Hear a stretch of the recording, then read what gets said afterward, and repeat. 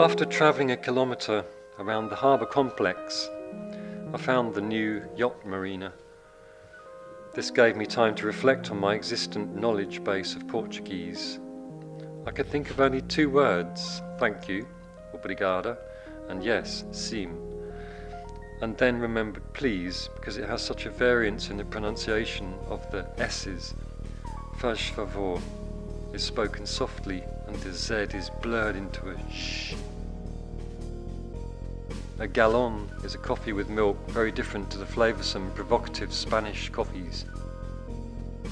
A galon tasted like any cup in the UK made with instant coffee. What I liked was the glass tumbler, small white saucer and spoon which came with it. A galon was a long drink, which left time to sit and think. A galon tasted pleasant, even when it had cooled right down, although it never tasted wonderful.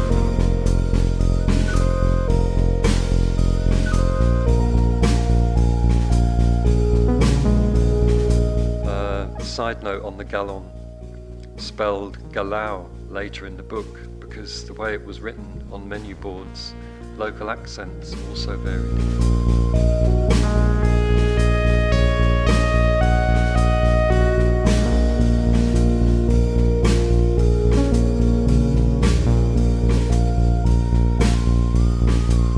The marina cost €6 for the night, and this included water and electricity. The plug was a standard marina type, and I was pleased to be able to connect without hassle. The battery charger filled the ship's batteries, and I was able to charge a growing collection of flattened AA batteries. I'd taken to purchasing cheap AA batteries because there was not sufficient power to recharge AA batteries without a mains supply. I'd been away from any alongside services since I left Bristol 7 weeks previously. I regretted not buying a solar-powered AA type battery charger in the UK. I thought it would be too slow for practical use. However, there had been ample sunshine in Spain, enough to make one of those useful. I decided to save up for a proper solar panel which would be mounted over the stern deck between the twin backstays. A good enough solar panel would be expensive, several €100, but I would be best saving money for that.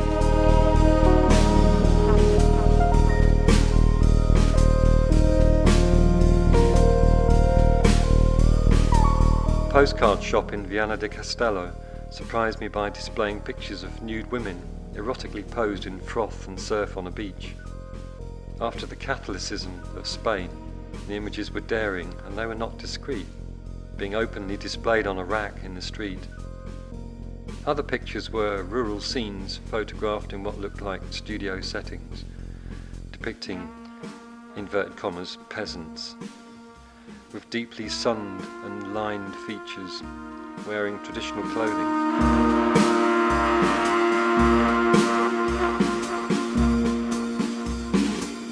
Some people strongly contrasted with Spaniards.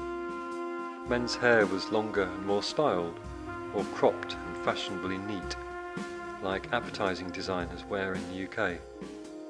I noticed clothing was worn more casually. Even men in suits looked relaxed and unhurried. Portuguese people showed a confidence which reminded me of Britain.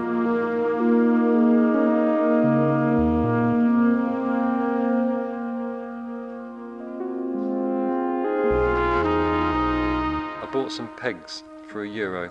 All this way from the UK, a long way from my perspective. I was buying pegs and browsing in a hardware stall. Some things never change.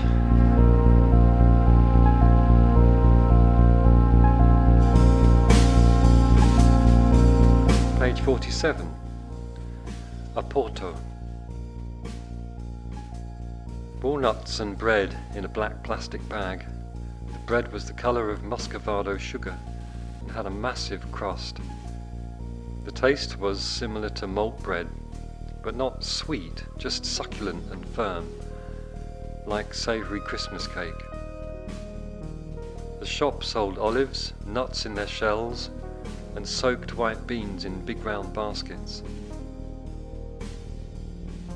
A grey kitten peered out onto cobblestones as a collection of men huddled round stockings and underwear on display in a small dour shop.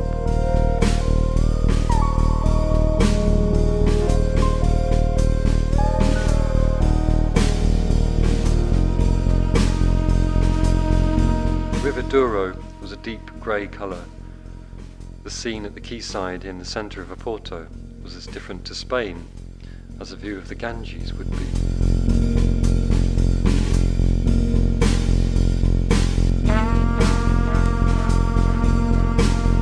The huge bridge, designed by Eiffel of the French Tower fame, carried trains and vehicles towards the south through a great bow of iron.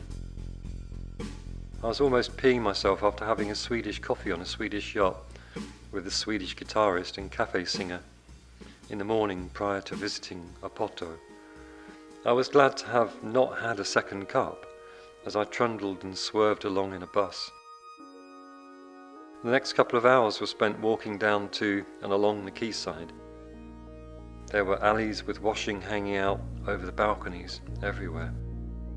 Very tired old fascias held wrought iron rails on which washerwomen and cat owners leant, looking out at change, scouring their city.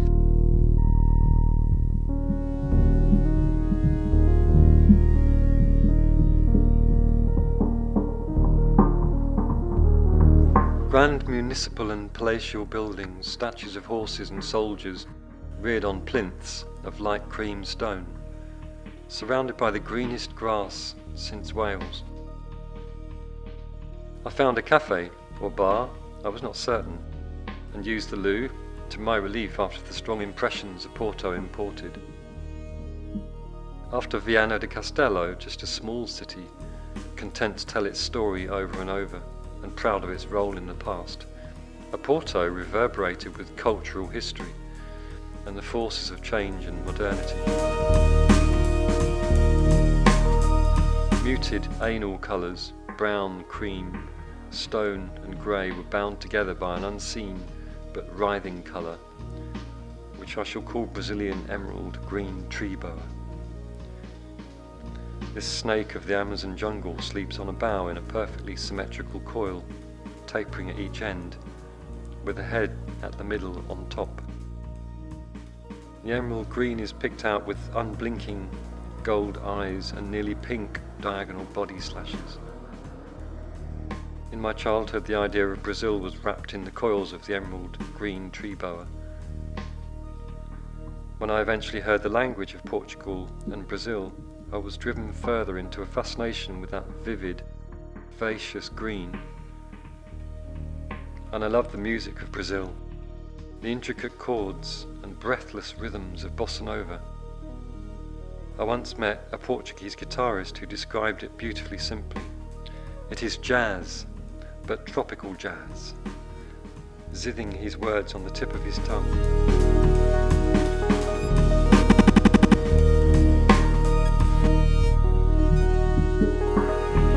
Small parks and bunches of trees in between the hassling traffic were verdant green. There must have been ample water supplied to keep it so lush. Or perhaps my impressions were exaggerated with emerald green tree boas and Portugal conflated in such a green passion.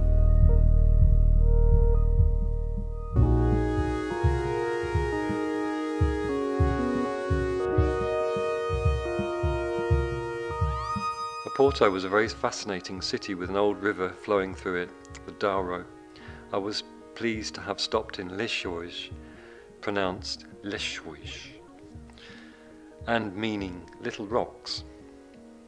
Portuguese people were extremely polite. They showed a self-confidence which was reminiscent of Englishness, always on the edge of egotistic, but remaining warm and helpful. A most attractive trace ran in the faces, and where it frequently surfaced in an individual, they made the most of it with clean-lined and subtle-coloured clothes, often in the browns, golds, creams, stone and greens of the land. The language was, like bossa nova, evocative of the beach, tall, palm trees and Atlantic sunsets endlessly promising more again tomorrow. The sound of the Portuguese language in music is one of the most expressive, with the soft-edged, zithing vowels. Spoken Portuguese has a swishing sound, as if little waves break on the tongue. I was exaggerating again, but the Portuguese were moved to exaggerate about their land too. A leaflet described Viana do Castelo, and this is a quote from that leaflet. "The sea is also there, offering outstanding, colourful sunsets and far blue horizons, as well as the wide open valley, sprinkled with green, ripping the sunrise. Visiting the city is meeting a living history museum. From the medieval era date the small and mutilated old hospital.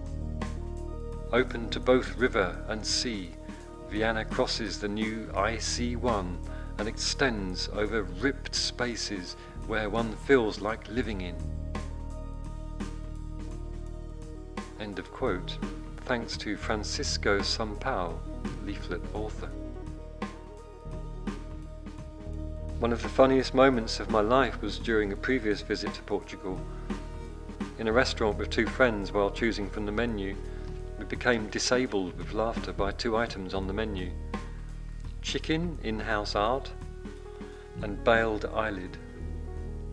The proprietor noticed our mutilated composure and attempted to illustrate the two items by making chicken noises while flapping his elbows, and none of us were able to look at him as he indicated what baled eyelid was.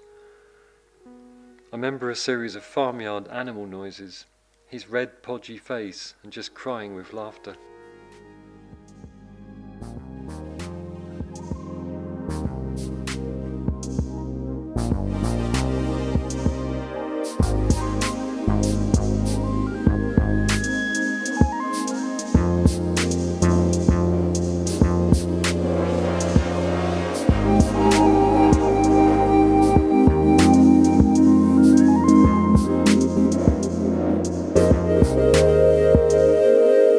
Chapter 2: Nazaré and Peniche. I set out from Leixões on impulse at 4 p.m. in a hurry to make southing. A friend on a lovely steel boat ran along the pontoon calling, "Where are you headed?"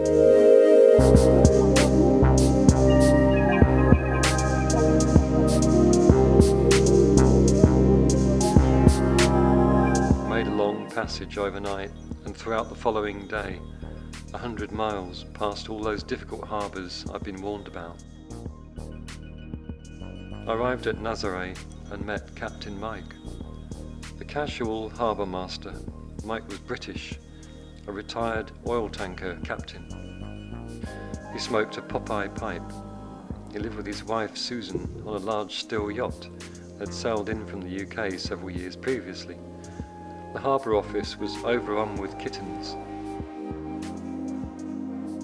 I nearly decided to stay the winter in Nazaré, but when I noticed the heavy knitted socks, jumpers and ponchos on sale along the seafront, I thought I'd better go even further south.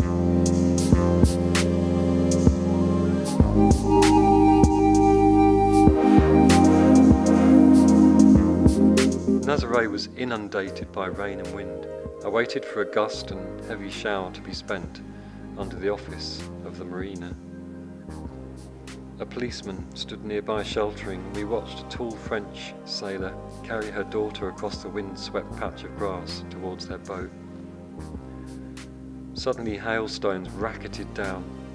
The French daughter hollered at the blustering wind, and the policeman amusedly exclaimed as we exchanged a surprised laugh at the force of the weather.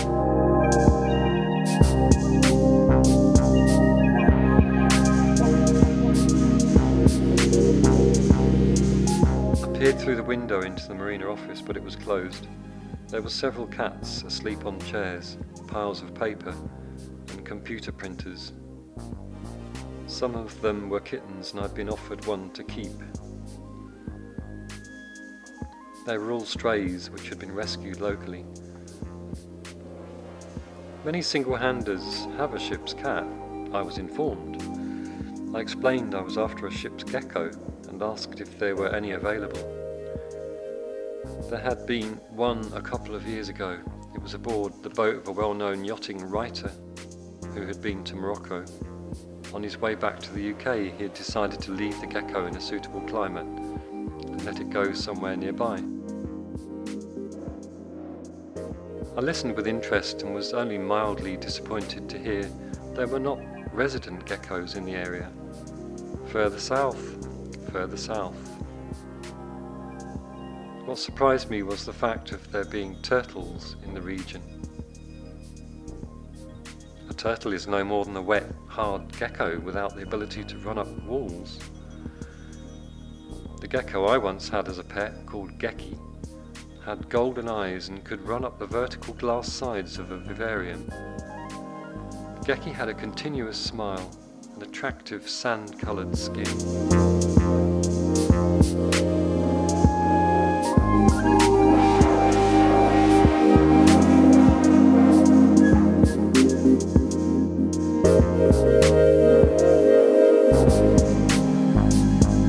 The red zest of Spain contrasted entirely with the green zing of Portugal.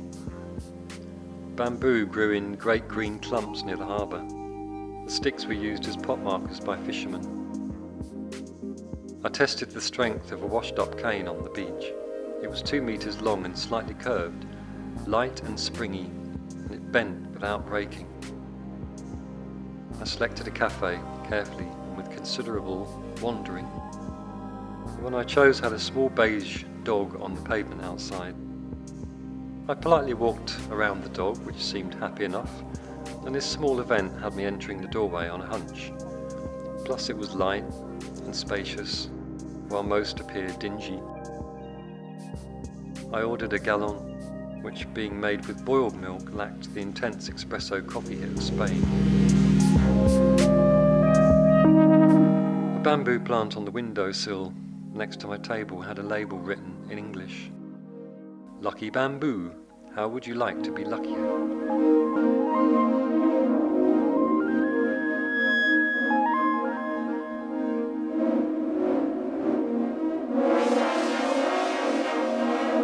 I thought I would like the 4 tourists at a nearby table to stop staring and grinning at me. I know I'm tall and elegant and blonde, especially so after days being buoyant out in the shadeless ocean under hot sun, but I was doing my best to ignore their crass interest. Oh well, perhaps I reminded them of someone they knew.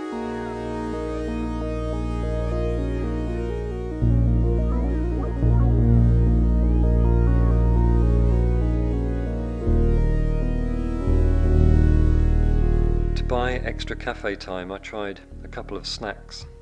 A delicious almond sweetmeat rolled like a pancake had me thanking the bamboo for bringing me luck. Then a muffin which was pleasant enough. Outside, a large palm the shape of a giant pineapple thrashed about in the wind, and restaurant canopies flogged themselves onto the winter maintenance schedule. Great waves poured onto the strand of beach in a constant rolling boil.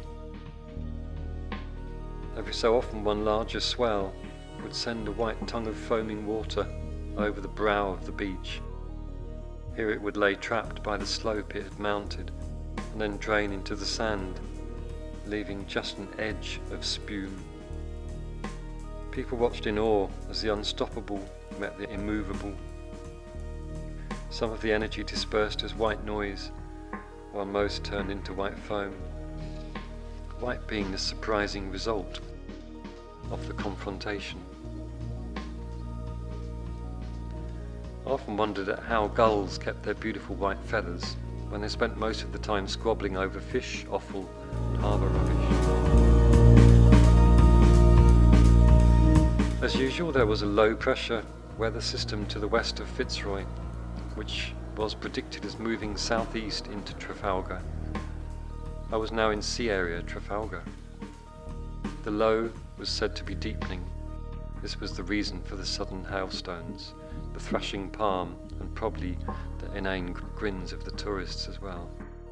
They'd likely spent too much time confined by bad weather in hotel rooms, cafes and cars.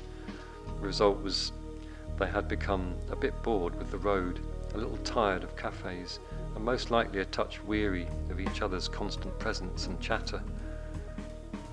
Their days were full of yet another cafe, in yet another seaside town, for yet another snack. All they could do was stare out of their own tedium at others, most of whom were holidaymakers too. I was raw from lack of sleep during my 160-kilometre sail from Neshoish. I was vulnerable and outnumbered by 4-1. I was probably making all this up, and making too much of it. By the time I had fended off a couple of grinning stares by ignoring them, the coffees had been slurped and the tourists gone to another part of their holiday. They had drunk their coffees in the way one does on motorway services stop, quickly and without pleasure. I imagine they would be looking forward to getting home, so the photographs could express what a superb holiday they'd enjoyed. Their return would be followed by a couple of weeks of funny Portuguese cigarettes, cheap and triply unhealthy.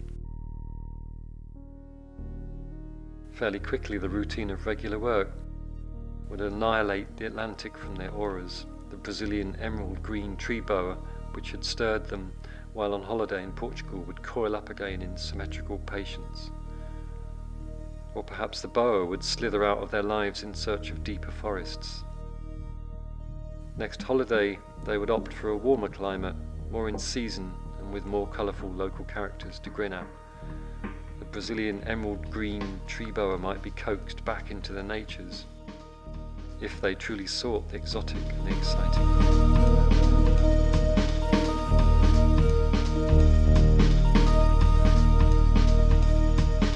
The green in the hills around Nazaré was a soft, mossy jade tone. It made me feel curious as to what coiled and ran in it. But was I so different to the tourists?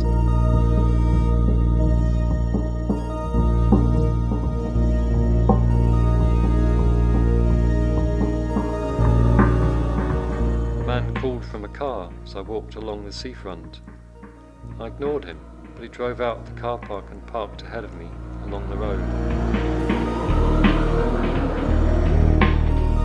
I thought he would be unable to head me off on the beach because walking on sand is like walking in a dream, as one's feet slip away with each step, and he looked fat.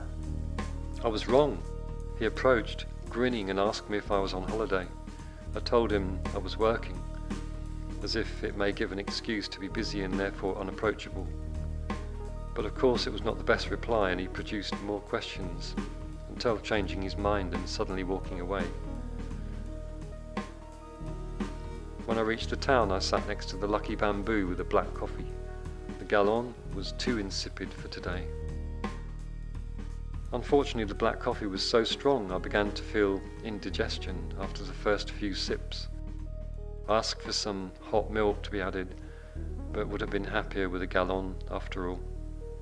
Not all days are ecstatic bows of wandering.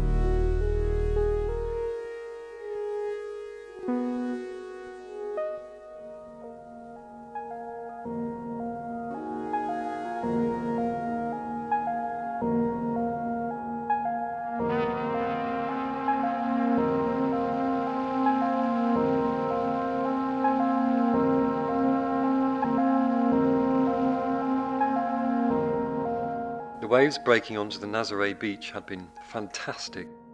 4 meters high, much bigger than any I'd seen on UK shores. After a night of 30-knot winds from the southwest, waves exploded and fell on the beach in bursts of white spray, shooting upwards twice that height. I photographed them for an hour. I knew the pictures would look unimpressive. A telephoto lens would make the most of the swells piling onto the beach. But the photographs would then be hyper-reality, like photos in surfing magazines. What shocked me was I sailed to Nazaré intending to anchor and run ashore in the dinghy. People who cruise long distance had told me how they anchor off surf beaches. The way to land was to wait for a lull in the wave train, run in quickly, beach the dinghy and hop out as you drag it up beyond the surf. Fine, I thought, but the bay around which Nazaré clusters is particularly deep. The sand beach is steep and the swells arrive untrammeled and become unstable within a short distance of the shore and quickly plunge into white noise and surf. In Nazaré there was no question of landing through the breakers in a dinghy. It would be fatal, not just wet.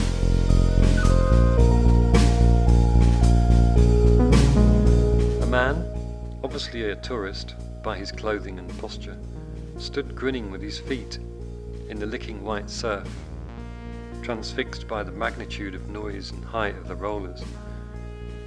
I watched him being seduced by the boiling mass in front of him, and he stepped closer, further towards the tumult, gaining courage but losing judgment. He got to a point at which the incoming waves were hitting his legs and shooting straight up his front in a fountain. He turned and grinned at me several times. A local elderly man walking by called to him and gestured to come away from the waves. The local indicated with his hands pointing steeply forward and downwards how the beach was steep too. The tourist only grinned at the local, who shook his head and made a gesture which cast away his responsibility and walked away along the beach. The Canal de Nazaré is an underwater canyon which reaches right into the bay from the Atlantic depths. I realised the local man would possess a mental image of this geological feature based on hearsay and the talk of fishermen. The beach in his mind's eye would likely to be the very edge of a pit as deep as the Atlantic itself. The local man's warning to the tourist would have been based on this mental picture of a precipitous canyon edge forming the beach of Nazaré. The Canyon de Nazaré was 100 metres deep within half a mile of the shore. Within 5 miles the canyon dropped 450 metres. It was an impressive feature reaching into the Bay of Nazaré, but not precipitous. It did present an extremely difficult anchorage in 50 to 90 metres depth if one wished to gain shelter in the bay as well as keep clear of the breakers. When I told other sailors I carried 80 metres of anchor chain, they exclaimed, 80 metres? That is around 250 feet. I grinned, deeply satisfied with the profundity of my anchor chain. The next comment was generally, don't ever get that lot straight up and down, you'll never be able to pull it up. That shook my confidence, because I knew the total weight of my chain was too heavy to lift, certainly with the anchor itself adding 15 kilos. Practically, I could only ever use just over half of it. I reckon one could not have too much though. If I ever had to cut it away because it got caught on a wreck, I would still have a fully stocked anchor locker. In addition, I had 2 spare anchors. Really good ground tackle was a strong feature of a cruising boat. Meanwhile, postcards on sale along the seafront showed the beach crammed with bathers and sunshades, while waves lapped quietly ashore as children stood wonderful and amazed in the Portuguese summer. Now the marinas were all on low season rates, and the Atlantic swells, born of hurricanes thousands of miles away on the eastern seaboard of the US, as well as low pressure systems within sea areas Fitzroy and Trafalgar, made the beach an awesome place. When the sun shone though, the temperature was as hot as August in the UK. Most pleasant.